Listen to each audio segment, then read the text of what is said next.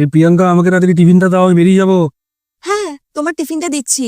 আর শোনো না, বলছি কি, তোমার সাথে একটু দরকার ছিল। বলছি যে তোমার কাছ থেকে কালকে আমি একটা টাকা চেয়েছিলাম না, ওই টাকাটা আমাকে দাও।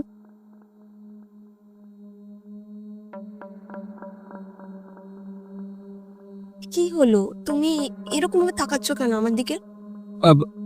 না না, আমার চোখে কিছু একটা গেছে, ওই জন্যই মানে ওরকম মনে হচ্ছে তোমার। নাটক করা হয়ে গেলে এবার সত্যি কথা বল, ও কিসের টাকা চাইছে?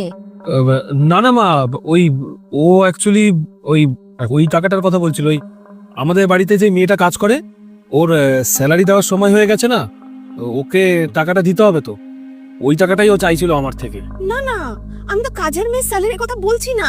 আমি তো জানি মায়ের আশীর্বাদ দরকার, আমি তো বলেছি যাব মায়ের কাছে পুজো দিতে। তুমি বারবার বলছো কেন? মায়ের কাছে ওই দক্ষিণেশ্বরে যাবে বলছিল, তাই পুজো দেওয়ার কথাই বলতে যাচ্ছে। এই চালাকিটা একটু কম কর। তুই আমাকে জন্ম দিসনি, আমি তোকে জন্ম দিয়েছি, তাই কথাটা ততটাই ঘোরা যতটা ঘুরতে পারে। এই তুমি বলো তো, আসল ব্যাপারটা কি?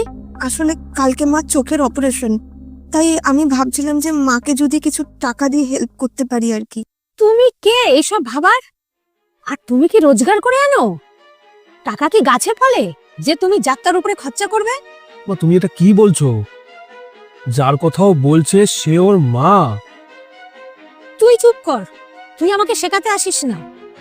আমি জানি কে কি। মা, এটা তুমি কি বলছো? উনি কি অন্য কেউ? উনি তো আমাদের নিজেরই লোক, আর বিপদের সময় তো নিজেদের লোকই পাশে দাঁড়ায়।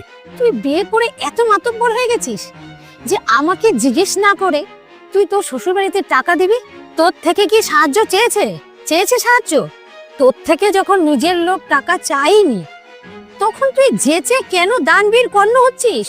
আর যদি তোর টাকা বেশি হয়ে থাকে, তুই আমাকে দিয়ে দে, আমার অনেক কিছু কেনার আছে। ছাড়ো, লাগবে না আমার কোনো টাকা পয়সা।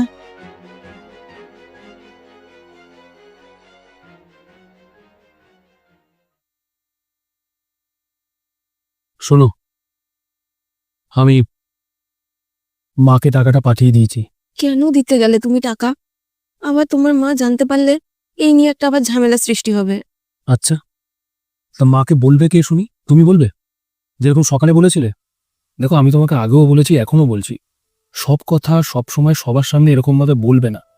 স্থান কাল পাত্র বুঝে কথা বলবে। আর তাছাড়া তুমি আর আমি হাজবেন্ড ওয়াইফ, আমাদের মধ্যেও কিছু কথা থাকুক। চারটে লোককে বা পাবলিক করা বা ঘরের মধ্যে